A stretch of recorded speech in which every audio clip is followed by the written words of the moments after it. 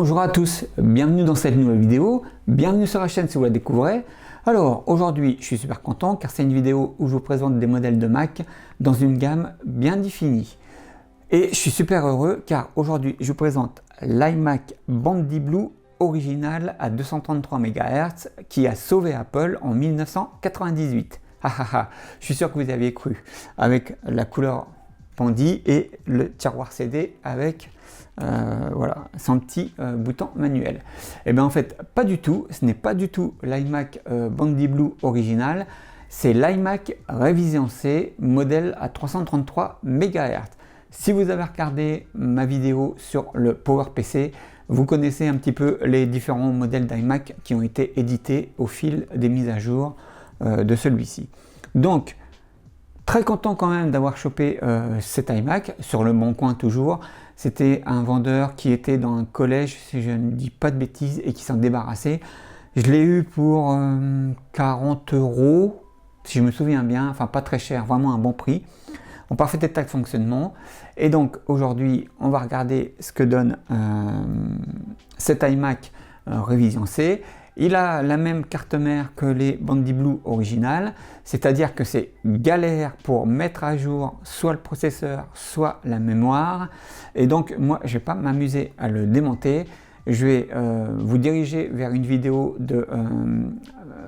d'un YouTuber que j'apprécie américain qui est Mac84, voilà, et qui lui a démonté le modèle original Bandy Blue, mais c'est exactement le même type de carte mère pour le Révision C à 333 MHz. La seule chose qu'il a de plus par rapport au modèle original, je crois que c'est une carte graphique un petit peu plus puissante. Enfin bon, on va voir les spécifications et ce qu'il donne. Cette fois-ci, moi je ne vais pas l'upgrader en 10, en version macOS 10. Je vais le laisser en 9.2. Il fonctionne parfaitement et je veux avoir au moins un iMac, surtout ce modèle voilà, qui est comme le Bandy Blue mais à 333 MHz, le garder en état de fonctionnement le plus longtemps possible. Donc aujourd'hui, on regarde ce que donne l'iMac Révision C modèle 333 MHz. Allez, c'est parti.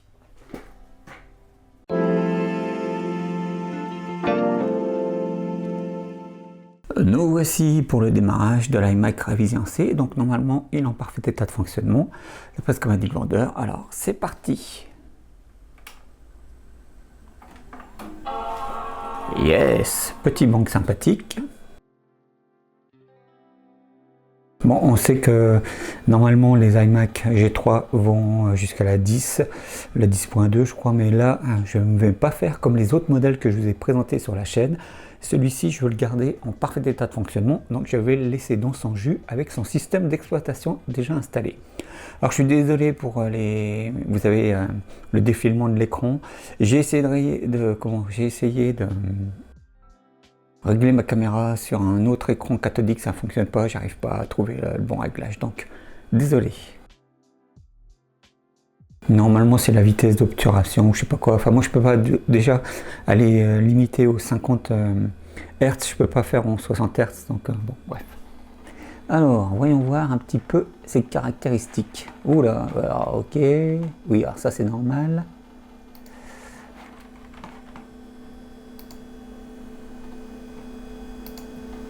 Assez réactif quand même. Alors il nous dit qu'on a 160 mégas de RAM intégré. Je ne sais pas si vous verrez bien. À la limite, je ferai un gros plan quand je vais afficher les specs. Le voilà. Information système Apple. Ok, parfait. Voilà. Alors, je vais vous faire un petit focus. En tout cas, on voit bien que c'est un PowerPC G3 à 333 MHz. On voit donc qu'il a une barrette de 32 mégas et une de 128, ce qui lui fait 760 mégas de RAM. Ensuite, donc 9.1. En périphérique volume, on va regarder surtout sa carte vidéo intégrée. Bon, normalement, ça doit être une... Ouais, c'est pas précisé, mais c'était quoi sur les... C'était une ATI Reach, je crois, avec les 6 mégas de RAM. Donc 6 mégas de RAM. Ok, le disque dur. Disque dur de 4 Go. On est revenu vraiment en arrière. Voilà. Et puis, oui, la souris, ça c'est ce que j'ai connecté avec le clavier. Bon, voilà, on a tout vu, hein, je pense. Voilà. Donc, super content d'avoir ce petit iMac. Alors, il a laissé plein de trucs. Ouais. Microsoft Office. Ok. Qu'est-ce qu'on a d'autre? Netscape full installeur.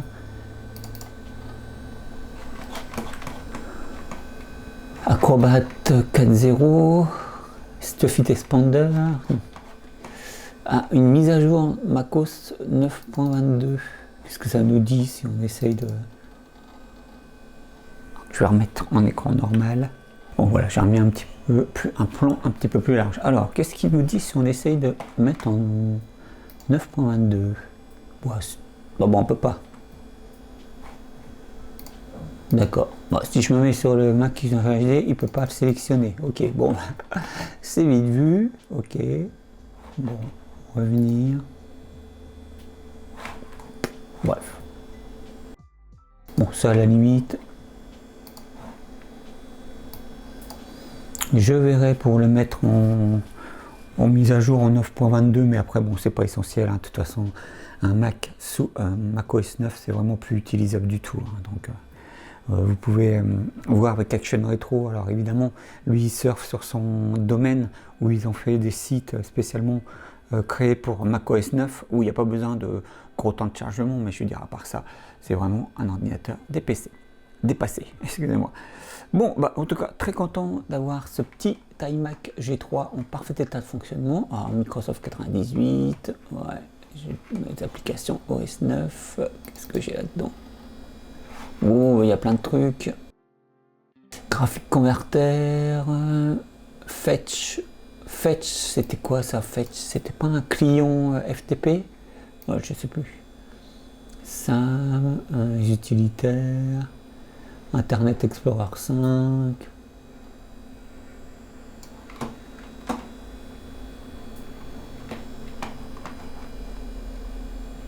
Fax XTF, vraiment, bref, toutes les vieilles applis de l'époque.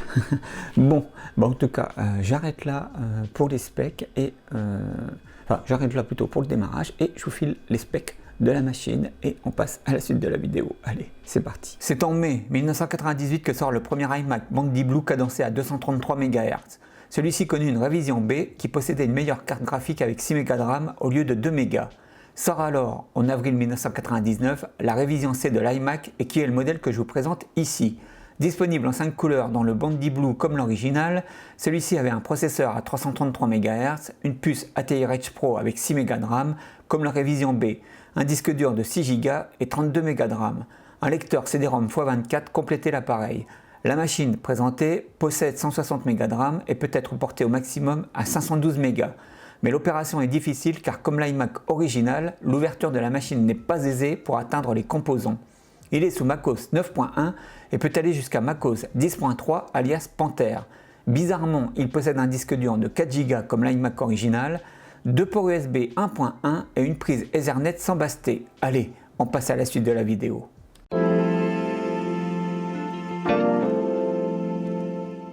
Alors, je reviens juste quelques instants pour l'utilisation. Comme j'ai dit, c'est vraiment des vieilles applis qu'il y a dessus, donc que ce soit pour Office, etc. Évidemment, on peut les utiliser, mais ça reste des vieilles versions.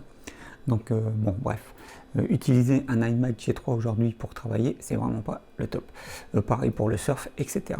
Donc, avoir cette machine dans cette collection, pour les collectionner, c'est super, mais sinon, bon, pour le reste, c'est vraiment inutilisable. Allez, j'arrête le mot blabla et on passe à la conclusion de la vidéo. Allez, c'est parti.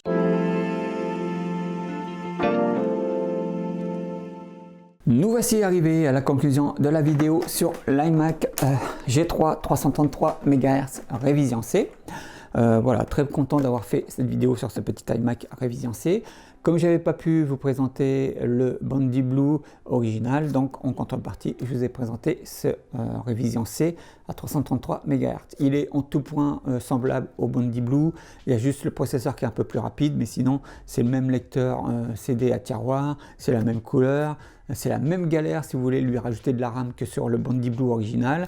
La seule chose que je crois qu'il n'a pas, c'est le port mezzanine qui était sur le Bondi Blue original, mais qui est très vite parti lui aussi à partir de la révision B, etc. Enfin bon, voilà. Je ne vous ai pas montré l'utilisation de la machine parce que je voulais le garder sous macOS 9 en état de fonctionnement, et sous OS 9 on ne peut plus rien faire, en tout cas plus grand chose, donc voilà.